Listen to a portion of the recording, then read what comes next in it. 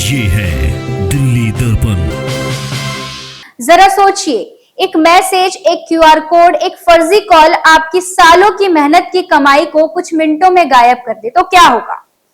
अगर आपके बच्चे की फोटो सोशल मीडिया से उठाकर कोई आपको ब्लैकमेल करने लगे, या किसी अस्पताल, कंपनी या फिर सरकारी दफ्तर का पूरा कंप्यूटर सिस्टम रैंसमवेयर से लॉक कर दिया जाए, तो क्या हमारे पास कोई ऐसा सिस्टम है जो तुरंत कार्यवाही कर सकता है?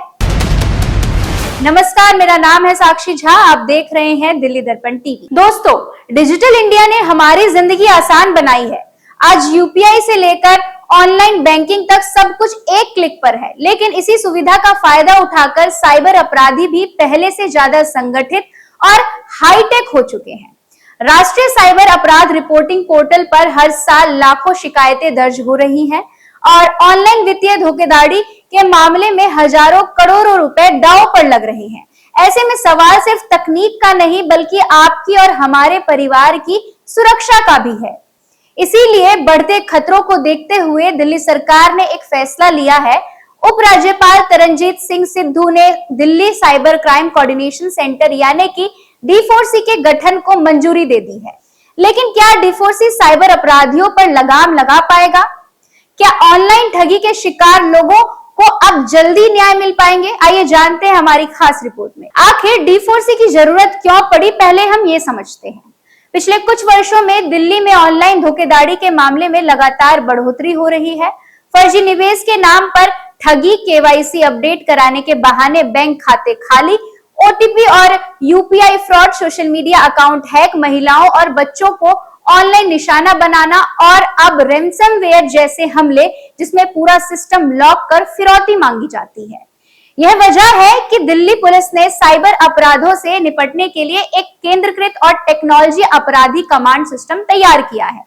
क्या है D4C और क्या काम करेगा, अब ये जानते हैं। D4C यानी कि Delhi cyber crime coordination centre Delhi police के अधीन एक सर्वोच्च साइबर अपराध समन्वय केंद्र होगा। ये सिर्फ शिकायत दर्ज नहीं करेगा, बल्कि साइबर अपराधों की रोकथाम, जांच, विश्लेषण, समन्वय और तकनीकी सहायता भी देगा। इसका दायरा केवल बैंक फ्रॉड तक सीमित नहीं है, बल्कि ये एजेंसी UPI और बैंकिंग फ्रॉड, ऑनलाइन वित्तीय धोखाधड़ी, रैंसमवेयर, महिलाओं और बच्चों के खिलाफ साइबर अपराध, सोशल मीडिया ब्लैकमेलिंग, ऑनलाइन कट्टरता, साइबर तोड़फोड़ और सार्वजनिक व्यवस्था प्रभावित करने वाले साइबर मामलों पर भी कार्यवाही करेगा। अब हम जानेंगे कि इसका नेतृत्व कौन करेगा।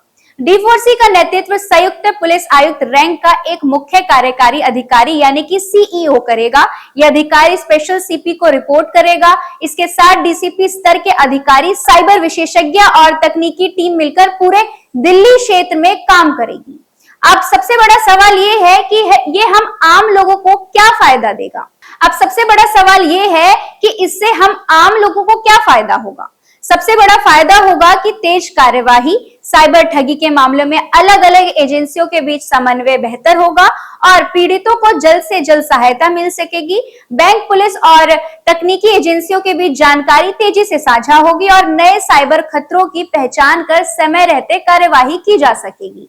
अगर आपके साथ कभी ऐसा होता है तो आपको क्या करना होगा, अब ये जानते हैं। सबसे पहली बात है कि घबराना नहीं है, तुरंत 1930 हेल्पलाइन पर कॉल करेंगे, राष्ट्रीय साइबर अपराध पोर्टल पर शिकायत दर्ज करेंगे और याद रखिएगा, जितनी जल्दी शिकायत करेंगे उतनी ही जल्दी जो है संभावना होगी कि आपका पैसा रोका या फिर वापस दिलाया जाएगा। और कभी भी अपना OTP, पिन, CVV या बैंक डिटेल किसी को साझा ना करें। आज अपराधियों के हाथ में बंदूक से ज्यादा खतरनाक स्मार्टफोन और लैपटॉप बन चुका है। इसलिए साइबर सुरक्षा अब सिर्फ पुलिस की जिम्मेदारी नहीं है, बल्कि हम सबकी जिम्मेदारी बन चुकी है। D4C का गठन निश्चित रूप से एक बड़ा कदम है, लेकिन इसकी असली सफलता इस बात पर निर्भर करेगी कि ये आम लोग या फिर आम जो हम नागरिक हैं उनकी कितनी तेजी से मदद करेगा और साइबर अपराधियों पर कितनी प्रभावी कार्यवाही करता है। अब आप क्या सोचते हैं, क्या D4C दिल्ली में साइबर ठगी पर लगाम लगा पाएगा?